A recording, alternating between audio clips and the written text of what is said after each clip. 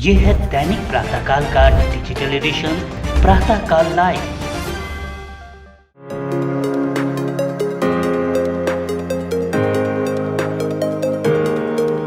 मेरा ज़्यादा लगाव है गांव से और मेरी फैमिली बहुत ऑर्थोडॉक्स टाइप थी, इसलिए ग्रैनी भी है अराउंड 90 एज की जी। तो हम लोग गांव ऐसे आते जाते रहते हैं। ऐसा कोई मॉडर्नाइजेशन नहीं हमारे गांव में, पर एक अच्छा लगता है कि गांव के लोगों के साथ रहना, कनेक्टेड, वहाँ की कल्चर, जो चीज़ें हैं ना बहुत पता चलती है कि आपके ग्रैंडफादर क्या करते थे। अब मैं चाहता हूँ कि मैं फील्ड में बहुत अच्छे से काम करूँ और अच्छे से अच्छा बिजनेसमैन बनूँ और सोशल सर्विस में भी सबसे अच्छा मैन बनूँ और सोशल सर्विस भी मैं कर पाऊँ, लोगों की सेवा कर पाऊँ। मेहनत करो पूरी लगन के साथ, कोई भी बिजनेस हो, मैंने आपको बोला कोई भी फील्ड रहने दो, अब स्ट्रगल करो, हार्ड वर्क करो, लोगों के साथ जुड़ते रहो, लोगों को अपना कॉन्फिडेंस लेवल बताओ और कोई कभी एटीट्यूड में मत आओ। केएम ज्वेलर्स के नाम से प्रसिद्ध मुंबई के मशहूर ज्वेलर्स में सुनील जैन एक जाना माना नाम है। 1927 में इनके दादा और पिता द्वारा आभूषण कारोबार की शुरुआत की गई थी। सुशील ने बहुत कम उम्र में ही आभूषण जगत में अपनी एक अलग पहचान बनाई है। वे सफल कारोबारी के साथ साथ समाज सेवा में भी अपनी रुचि रखते हैं और निरंतर सेवा कार्यों में लगे रहते हैं। सुशील जैन को कई तरह के राष्ट्रीय और अंतर्राष्ट्रीय पुरस्कारों से सम्मानित भी किया गया है। केएम ज्वेलर्स के मालिक सुशील जैन के साथ प्रातःकाल लाइव पर पेश है ये मुलाकात। हमारी संवाददाता अलमास सिद्दीकी द्वारा लिया गया सुशील जैन का ये इंटरव्यू आपको कैसा लगा, अपनी प्रतिक्रिया अवश्य दें। नमस्कार, प्रातःकाल लाइव में मैं अलमास सिद्दीकी आप सभी का स्वागत करती हूँ। आज हमारे साथ स्टूडियो में सुशील जैन मौजूद हैं, जो थाने क्षेत्र के प्रसिद्ध ज्वेलर्स में उनका शुमार किया जाता है। तो आज हम उनसे जानेंगे कि उनके कारोबार के बारे में, किस तरह से उन्होंने अपने क्षेत्र में इतनी रुचि हासिल की। सर, सबसे पहले आपका बहुत बहुत स्वागत है। धन्यवाद। आप अपना परिचय हमारे दर्शकों को बताइए। पहले मैं अपने बारे में बताता हूँ। मेरा नाम सुशील जैन है, पिताजी का नाम केवल चंद जैन। मैं राजस्थान से बिलोंग करता हूँ। मेरा गांव पाली जिले में आता है, जिसमें नेटिव प्लेस का नाम है अहुआ देवली। ये बिजनेस फील्ड मेरे फोर फादर्स से चालू हुआ है, जो कि मुंबई थाने सिटी में किया गया था चालू, जहाँ से एक ज्वेलरी शॉप छोटी सी चालू हुई थी। वहाँ से ये जर्नी मेरे ग्रैंडफादर ने चालू की थी उनके बच्चों के साथ। जब मैं थाना में सबसे फर्स्ट या सेकंड शॉप थी ये मेघराज ज्वेलर्स करके, जब ये इस्टेब्लिश हुई थी 1927 आई थिंक सो। उसके बाद ये फील्ड आगे चलता गया, बिजनेस होते गए। फिर वहाँ डैड, ग्रैंडफादर के बाद डैड आए वो बिजनेस में। उनके बाद हम लोग आए वो फील्ड में। फिर वो स्टार्टिंग में जब ये फील्ड में हम लोग आए, स्लोली शॉप पे बैठना, देखना कि वो कैसे कर रहे हैं, कस्टमर से कैसे बात कर रहे हैं। आपने शुरुआत किस तरह से की थी, आप अपनी बताइए। मैंने शुरुआत उसी हिसाब से की थी कि हम लोग जब आफ्टरनून में ऐसे फ्री रहते थे तो पापा दुकान पे बुला देते थे थोड़ी देर, तो हम जाते थे। तो उस चीज़ में धीरे धीरे इंटरेस्ट आने लगा। इंटरेस्ट आने के बाद हम लोग हाँ कि भाई मैं भी कर सकता हूँ, करूँगा। तो हम लोग ने, मैं वहाँ से धीरे धीरे एक शॉप पे बैठना चालू किया और कस्टमर्स के साथ डील करना चालू किया। फिर वही पीरियड के बाद बिजनेस बहुत अच्छा ग्रो हो गया। अब मेरे थाना में 3 शोरूम है, तीनों यही नाम से है। एक Meghraj jewellers, Meghraj and sons और मेघसन्स करके। उसके बाद ये फील्ड होने के बाद मैंने बहुत सारे एक्टिविटीज़ की और सोशल सर्विस भी की। फिर मैन्युफैक्चरिंग लाइन मुझे पसंद आने लगी, तो मैं मैन्युफैक्चरिंग लाइन में गया, जिसमें मैंने चेन का कारोबार शुरू किया। स्टार्टिंग में मैंने लोगों से बना के लेबर जॉब करके लेता था और सेल आउट करता था। फिर मुझे बहुत इंटरेस्ट आने लगा, कॉन्फिडेंट था मेरे पास। तो मैंने एक कोरोना के 2 साल पहले around 2016 I started my own business. हाँ, मैं यहाँ पे एक सवाल पूछना चाहूँगी कि जो गुजरे हुए 2 साल हैं, जो सभी कारोबारियों के लिए काफ़ी मुश्किल थे, तो कोरोना जैसे समय को आपने किस तरह से हैंडल किया? कोरोना जैसा समय भगवान करे ऐसे फिर से कभी नहीं आए, पर वो हैंडल करना बहुत मुश्किल था। तो भी लोगों का सपोर्ट, दोस्तों का सपोर्ट और एक कॉन्फिडेंट खुद में था किस तरह का कॉन्फिडेंट के I can help people. Business तो करना ही है, लोगों की सर्विस, सोशल सर्विस करना, हेल्प करना, किसको घर पहुंचाना, जो कारोबार जिसके पास पैसे नहीं है उनकी थोड़ी हेल्प करना, गांव पहुंचाना, उनको हॉस्पिटल पहुंचाना, वैक्सीन दिलाना। वो टाइम पे, वो पीरियड पे जो सारे डॉक्टर्स ने जो धूम मचाई थी, मैं मानता हूँ कि डॉक्टर भगवान होता है, पर वो पीरियड में उन्होंने जो फायदा लोगों से ले रहे थे जो सदा से गलत था, तो उनकी हेल्प करना, बिल डिस्काउंट करवाना, फिर प्रेग्नेंट लेडी को यहाँ से दूसरी जगह अगर जाना है, अगर प्राइवेट कार में वो जा नहीं सकते तो उनको पहुँचाना। ऐसे बहुत सारे सोशल सर्विस है, जैसे डेड बॉडी उनको नहीं देना फैमिली वालों को शमशान में जाके, ऐसे सारे सोशल सर्विस के जिनको खाना नहीं मिल रहा है। और जो main basically the heroes are the police, जो ड्यूटी कर रहे थे उनको खाना पीना या कुछ नहीं होता था, वो सारी चीज़ें हम लोग प्रोवाइड करते थे और हमको हेल्प देते थे। हमारे बड़े लोग भी हेल्प करते थे, जैन मंदिर है थाना का, वो भी हेल्प सपोर्टिव था, हमको मदद करा, और हम सारी ये सोशल सर्विस करते थे। जी आप मुंबई में रहते हुए आपका अपने गांव से कितना लगाव है? मुंबई से रहते हुए गांव तो मैं बॉर्न गांव में हुआ हूँ, घर पे हुआ हूँ बाय द वे, तो मेरा ज़्यादा लगाव है गांव से। और मेरी फैमिली बहुत ऑर्थोडॉक्स टाइप थी, इसलिए ग्रैनी भी है अराउंड 90 एज की जी। तो हम लोग गांव ऐसे आते जाते रहते हैं, ऐसा कोई मॉडर्नाइजेशन नहीं हमारे गांव में, पर एक अच्छा लगता है कि गांव के लोगों के साथ रहना, कनेक्टेड, वहाँ की कल्चर, जो चीज़ें है ना बहुत पता चलती है कि आपके ग्रैंडफादर क्या करते थे, और स्टिल हम लोग कनेक्टेड है हमारे गांव से जी। एक मुंबई का मॉडर्न कल्चर होता है और एक आपका गांव का कल्चर, तो आप उन दोनों चीज़ों को कैसे लेके चलते हैं? जब गांव जाते हैं तो पूरे गांव के हो जाते हैं, और जहाँ की हालांकि आज मॉडर्न एज में फ़ोन आ गए, सब हो गए, सब बंद कर देते जी। पूरा दिन उसी में लगते हैं। जैसे हमारा वहाँ पे एग्रीकल्चर लैंड है, लोगों के साथ रहना, बातें करना, थोड़े अपने वो सब ग्रैंडफादर्स के बारे में बताते हैं कि जूने में आप लोग क्या क्या आपके ग्रैंडफादर या पापा करते थे गांव के लिए, वैसे आप लोग भी करो, आप लोग जो कर रहे हो बहुत अच्छा है।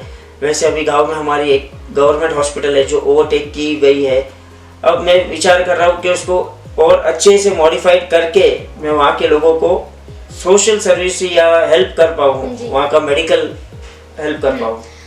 यहाँ पे सर आपको बहुत सारे अवार्ड्स भी मिल चुके हैं, तो इस बारे में भी कुछ बताइए।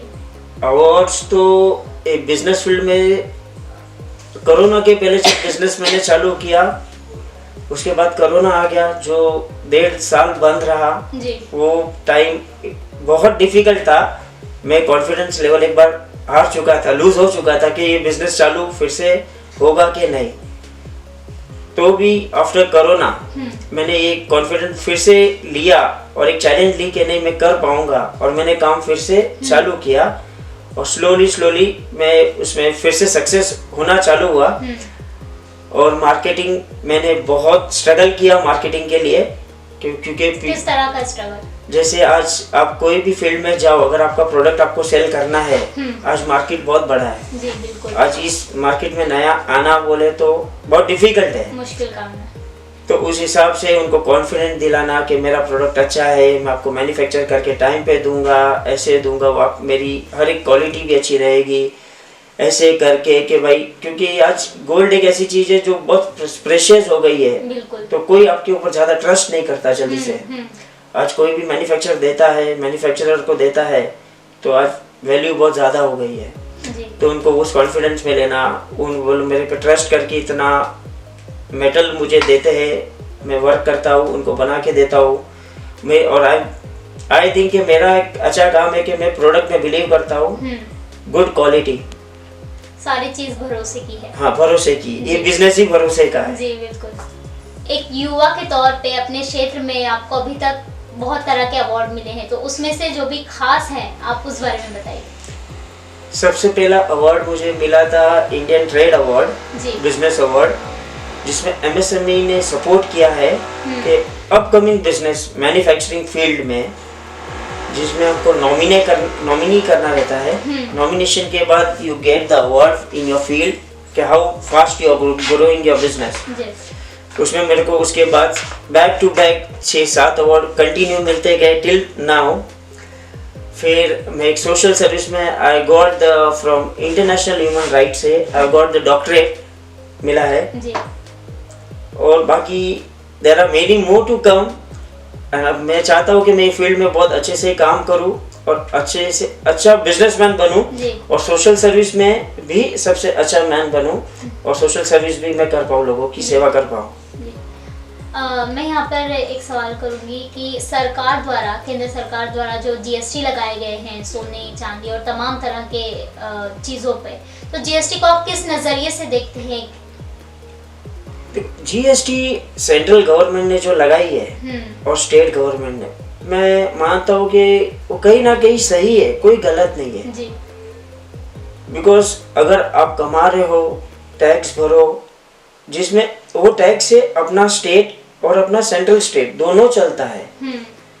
तो मैं चाहता हूँ कि पीपल या पब्लिक जो भी बिजनेसमैन है वो हो सके उतना टैक्स जीएसटी के थ्रू द्वारा भरो और सारे कस्टमर्स को अपने अप्रोच करो कि आप वो सिर्फ बिल के साथ ही चीज़ें लें जिसमें आपको बहुत सारे फायदे हैं।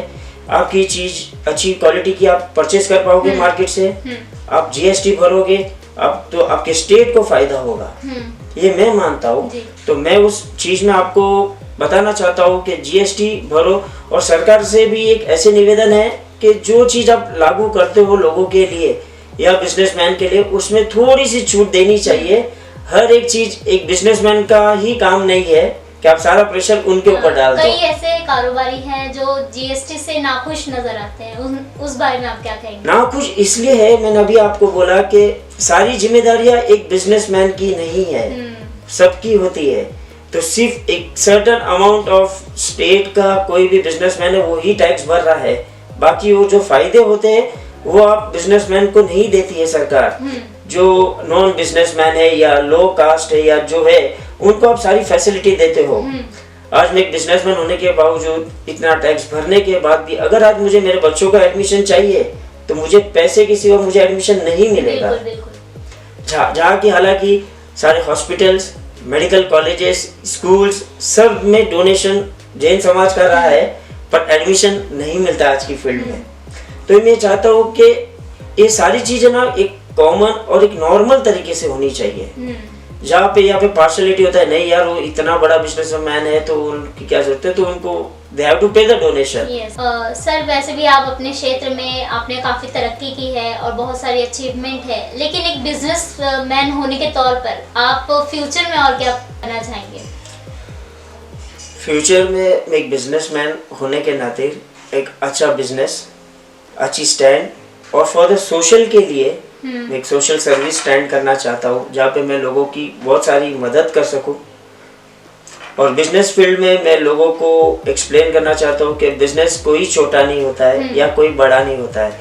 इट इज़ अपनी विल पावर स्ट्रांग होनी चाहिए और माइंड सेट एक होना चाहिए कि मुझे ये करना है, ये अचीव करना है। जिसमें रुकावटें तो बहुत आती है, अपने भी रोकते हैं उसमें, जो आगे जाने नहीं देते हैं, पर हार कभी नहीं माननी चाहिए।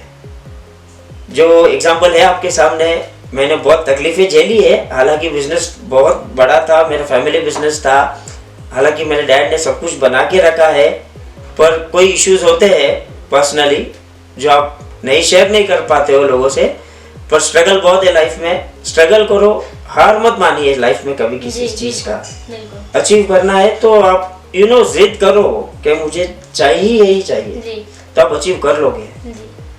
यहाँ पे मेरा आखिरी सवाल, आप एक युवा बिजनेसमैन होने के नाते देश के युवाओं को क्या संदेश देना चाहेंगे? देश के युवा को एक ही मैसेज देना चाहता हूँ कि वो कोई शॉर्टकट तरीके से पैसे कमाने के चक्कर में ना पड़े। हालांकि मैं उस चीजों में से मैं भी एक हूँ जो गिरा था और वो एक्सपीरियंस बहुत खराब था कि शॉर्टकट का पैसा कभी नहीं टिकता। जी बिल्कुल। मेहनत करो पूरी लगन के साथ, कोई भी बिजनेस हो, मैंने आपको बोला कोई भी फील्ड रहने दो, अब स्ट्रगल करो, हार्ड वर्क करो, लोगों के साथ जुड़ते रहो, लोगों को अपना कॉन्फिडेंस लेवल बताओ और कोई कभी एटीट्यूड में मत आओ, बी अ नॉर्मल मैन, सबके साथ बातचीत करो तो आपको ऑटोमेटिकली बहुत सारी आइडिया मिलेगी। फिर आप आपकी आइडिया कैसे यूज करनी है वो आप धीरे धीरे सोचो, नहीं समझता है तो किसी के साथ शेयर करो। कभी ऐसे मत सोचो नहीं यार मैं इसको बता दूंगा तो कल ये बिजनेस चालू कर देगा। यू शुड, आपको प्राउड होना चाहिए अगर आपकी आइडिया से अगर कोई बिजनेस कर रहा है तो अच्छी बात है कि नहीं मेरे से पहले उसने चालू कर दिया है। और आप आपका कॉन्फिडेंस लेवल नीचे मत करो, ये मैं कहना चाहूंगा कि आप ऑलवेज शेयर करते रहो मार्केट में और कॉन्फिडेंट कभी लूज मत करिए। और शॉर्टकट में तो आई रिक्वेस्ट कि आप कभी मत जाइए। ये थे हमारे साथ सुशील जैन, जिन्होंने अपने पूरे जीवन के बारे में बताया, गोल्ड के कारोबार के बारे में बताया कि वो किस तरह से हैंडल करते हैं। इसी तरह की शख्सियत से रूबरू होने के लिए बने रहिए प्रातःकाल लाइव के साथ। धन्यवाद।